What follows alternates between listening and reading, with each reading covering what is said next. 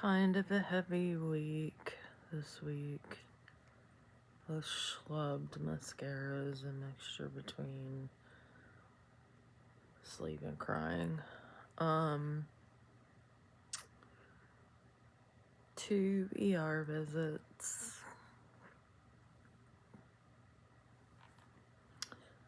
I learn as I go. And still dealing with the back pain, can't breathe. My hair looks deceptively short. And I'm having mouth slip-ups, and so if I get annoyed enough, I'll stop recording. But, you can see my scalp, and, malnutrition, not eating, no appetite, and, pain, just a combo of everything. And not that that is anything different than what it was before. I didn't eat before. I just didn't have weight loss on my side to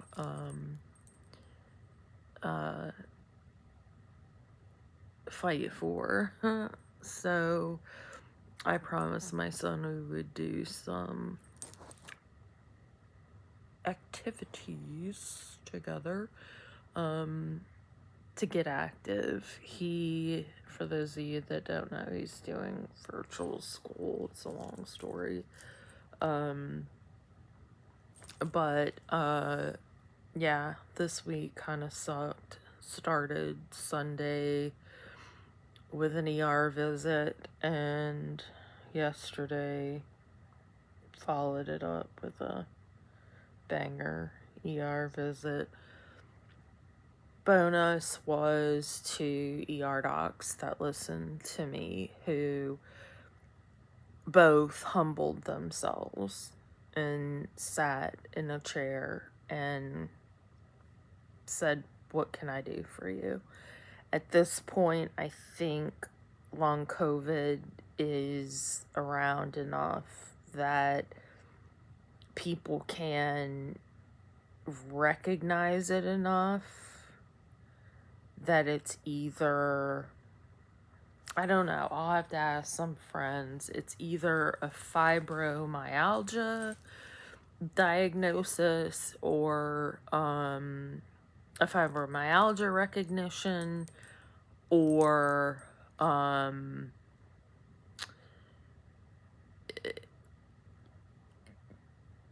we recognize it there, yet we don't understand it. And this doc, the docs that I enjoy, humble themselves enough to know it's a diagnosis that's there, and we respect it, yet we completely and totally don't understand it. Ergo, the second step is, what do we do? You've been dealing with this for 4 years. What do you think it is? What do you want us to do? Those are the best docs. If I have a doc who comes in and is like, ugh, the great fibromyalgia of COVID, that doesn't help me. And I readily admit I'm the first person who was like, great fibromyalgia. But the difference with fibromyalgia was you had a 40-mile long allergy list. And here's where the guilt I let go of for being that person. when you have 45 allergies and 4 meds that are all pain meds, that means the doctor had to try all of these meds. All of these meds didn't work. Not even a little. Not even a tiny bit. Because I can tell you, doctors that know their stuff know meds, it's like a crocheting effect. And they know they work in conjunction with each other. And you have to have 2 or 3 together in order to have an efficacious result. And if you go to a doctor who has no idea what they're doing, it won't work. If you have 4 pain meds and 2 psych meds,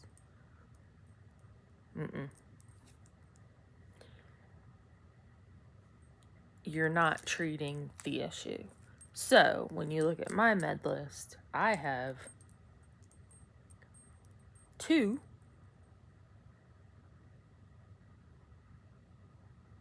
allergies, but they're not allergies, they're side effects. And trust me, if you've ever met a crotchety ER nurse, I'm gonna correct you. An allergy means you push the drug and something happens. You get flushed, your heart races, and it's not epinephrine and your heart races.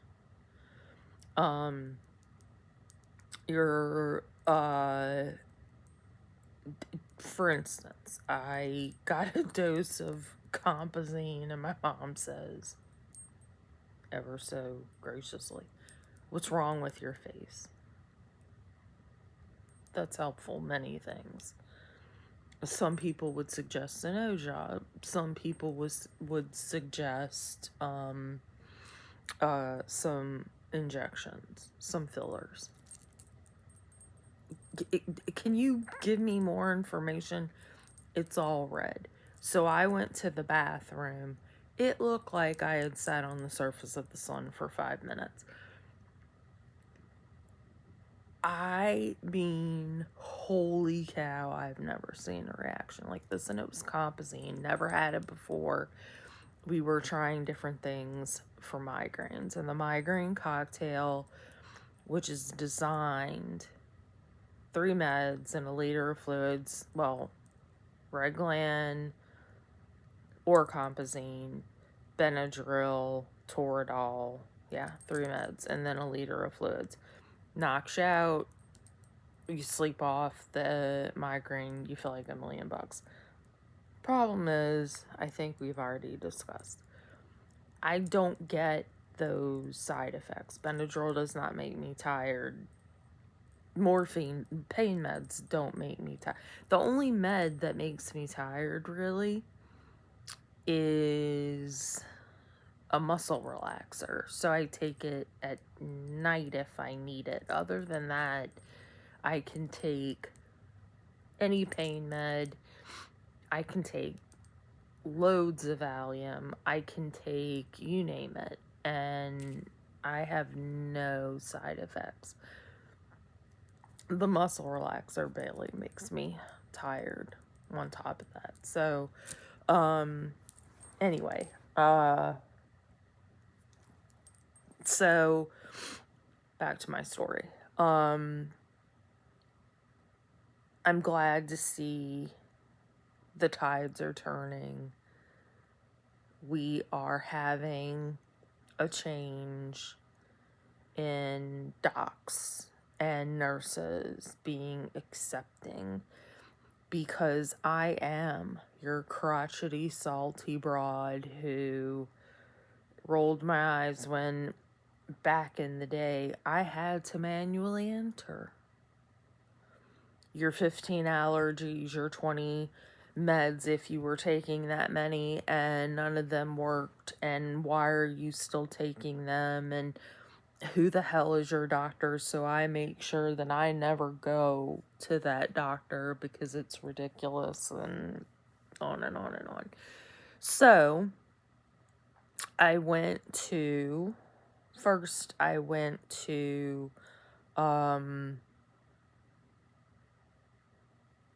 a doc who does trigger point injections. I had gone to the ER Sunday, got a wonderful, I told you, I praise this guy because in the ER, we don't do that crap.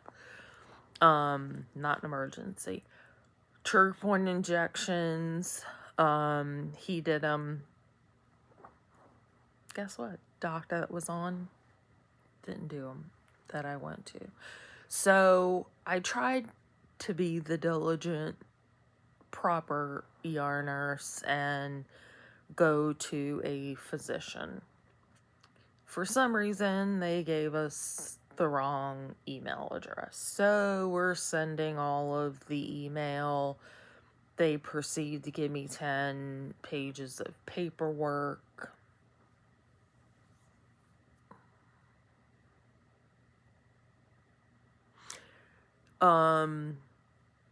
I asked when I made the appointment, can my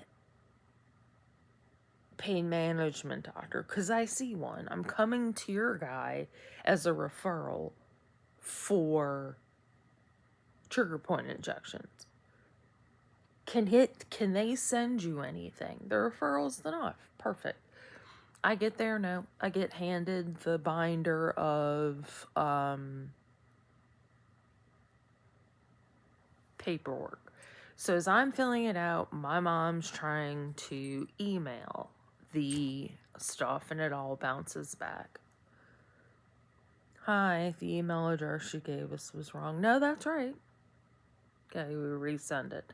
Now this is like 10 files and imaging. So you know how long it takes on a guest Wi-Fi? Try it again. Bounces back. She goes up to the front, catches somebody else. We were given this email address. It's bounced back twice. So now we're here. It's been an hour that we're waiting. Just send it to this address. Okay, third time's the charm. It starts to go through. I wanted them to have a chance to look me over because I'm complicated, remember? No one's seen anything like it. So they said, nope, don't worry about it. The nurse practitioner is going to see you. So I realized the physician's got his panties in a wad and he doesn't want to wait anymore because I've pushed his catered lunch back too far. We go back, we see the nurse. She's all confused. Wait, so you're here for trigger point injections? Yeah, I already have a pain management specialist. You guys have everything I have. I'm only here for trigger point injections. My doc doesn't do them. This is who they refer their patients to. Oh. Well, let me see when we can schedule you to do them.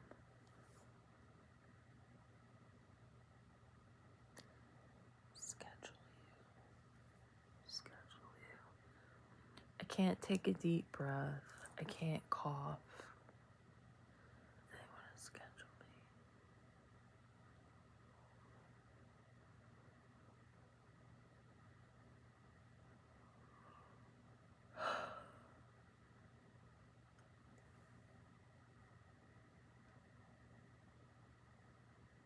We can see you in 2 weeks. And I looked at her and I said, I'm not going to last 2 weeks. I'm going to have to go to the ER. Yeah, we don't have anything open. Oh, well, I see you guys do ketamine. Can y'all load me up today? Because I can't take this for 2 weeks. Let me see if we can fit you in. But I can't do IV because I have no veins. Oh.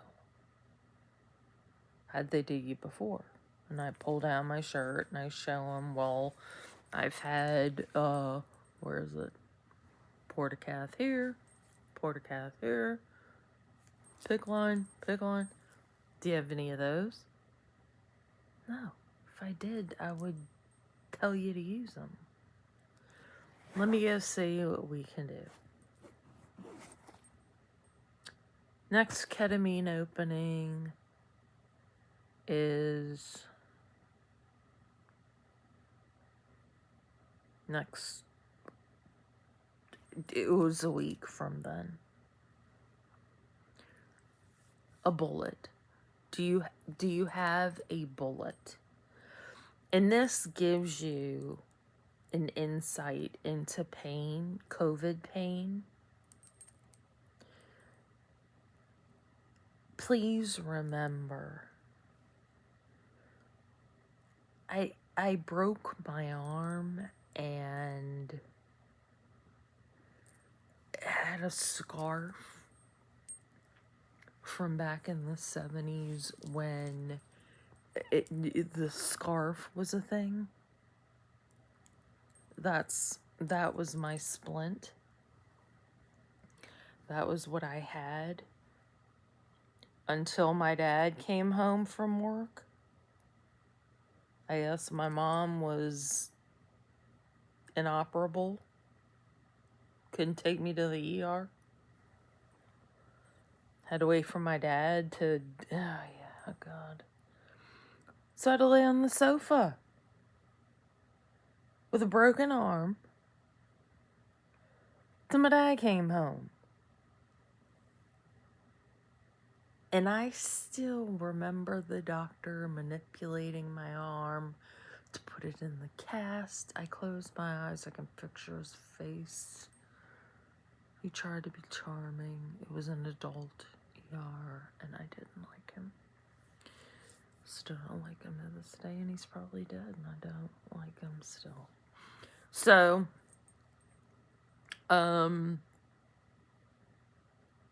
I leave there, and I'm just a mess. But before I leave, I said, just out of curiosity, I said, I'm not going to make it that long, but how much do you guys charge for ketamine infusions? Because it's an all-cash business. You're never going to believe this.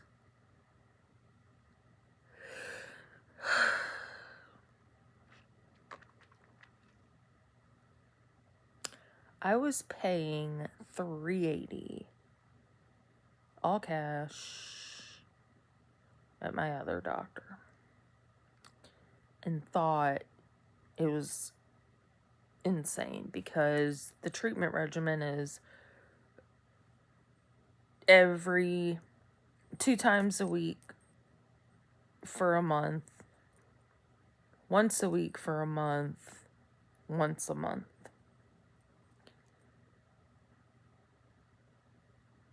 These people in Pearland,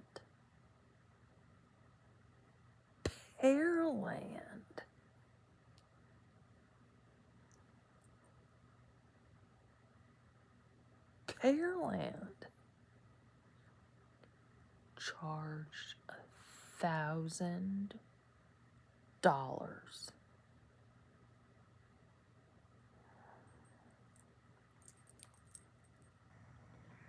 I looked at the nurse practitioner and laughed, and I said, y'all get people to pay that? You do know there are clinics that it's like $380. And she jumped, and I said, I would never pay that much. Today I would, because I'm dying. But I can go to the ER and pay a copay. $1,000? After the treatment, you could have bought a set of Louis luggage.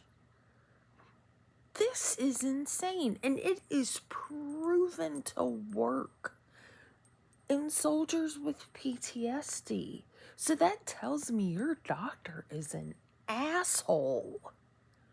I'm really glad I didn't meet him, because I would have given him a speech about the highway robbery of the people in this area affording that amount of money, cash. That means he doesn't have to report every patient he sees. It's disgusting. Disgusting. Ugh. Gross. Gross. So I left, went to the ER. I couldn't take it. I was crying. Pain was too bad. Went there, had a awesome doctor. I said, repeat everything we did. I couldn't get anybody to do trigger point injections. I know you guys typically don't do them. Vet ER nurse here, we never did them. If somebody came in and wanted them, we would have told them where to take a hike. I get it. But I said, you know, the ER kind of shot themselves in the foot with the whole, yeah, we're the ER, we don't do that kind of stuff. Well, you send people out into the public to find care for themselves, and guess what? Everybody's booked up. So, what do? Here I am for pain relief. And on top of that, I need IV medicine. I did 10, 12 shots over the weekend. I'm not doing that again. I need somebody that can do an ultrasound IV. Perky Nelly nurse comes in. So what's your best side? None. My eyeball is the only place that's left. Oh, well, let me go see. And I get the nurse who has the attitude. He has like a beard with skinny little rubber bands hanging down off of it, thinking, your heart's sick. So he looks at my arm. It's first place he looks, the friggin' AC. Where do they get you? They don't. That's where they get me. They don't. You need to look. Do your job. He looks around, and of course gets it like in the most painful, I'll show you this, the most painful place, which is here. Tender, wanted to kill him. But he got it, and I got all the meds, IV. Doc listened to me. Had to get Toradol 2 times in 3 days. It's really hard on the kidney, so I asked for a liter of fluids. And went home feeling half better. I mean, that's all you can expect. They're not gonna fix me. Until I have surgery on a rib, so. Welcome to my world. And it's just been the crying. I might as well. Oh, and my hair looks ridiculous because my hair is falling out. My diet is shit, and it's just falling out. You can see. Ooh, sucker.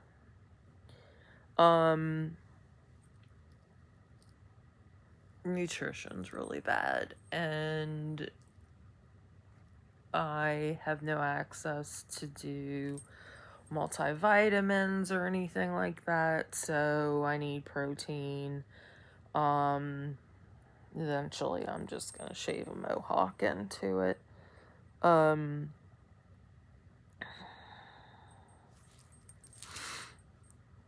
And I have moments where I'm just kind of over it.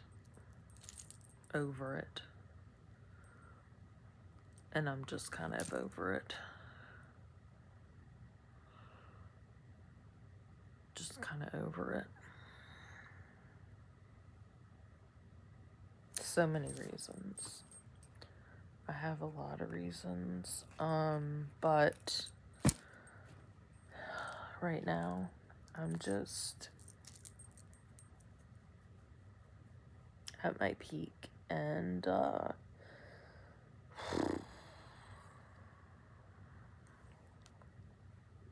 where does it end?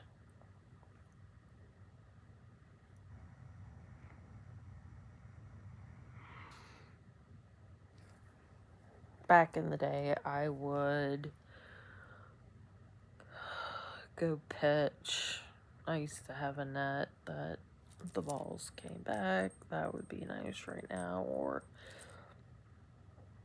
batting cage, but I'd probably be in traction if I did that. So, I'm gonna go and watch something really stupid on TV.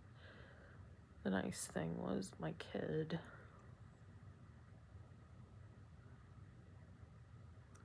came and sat with me.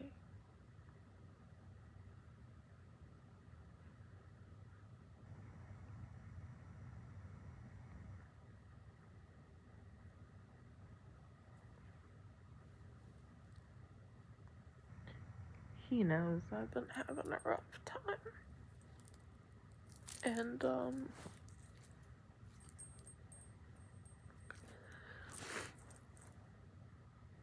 this is not the mom I aim to give him. But it's mom nevertheless. And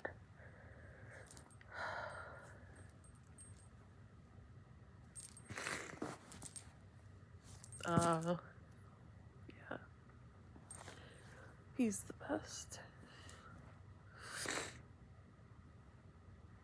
He lied with me in bed, and he is taking Spanish as his elective, and downloaded an app and was practicing Spanish while he was lying with me. So I'm the best kid in the world practicing Spanish before school starts. So life, you do not want life that you can be glad you do not have, because it doesn't end. But Tuesday I get ketamine.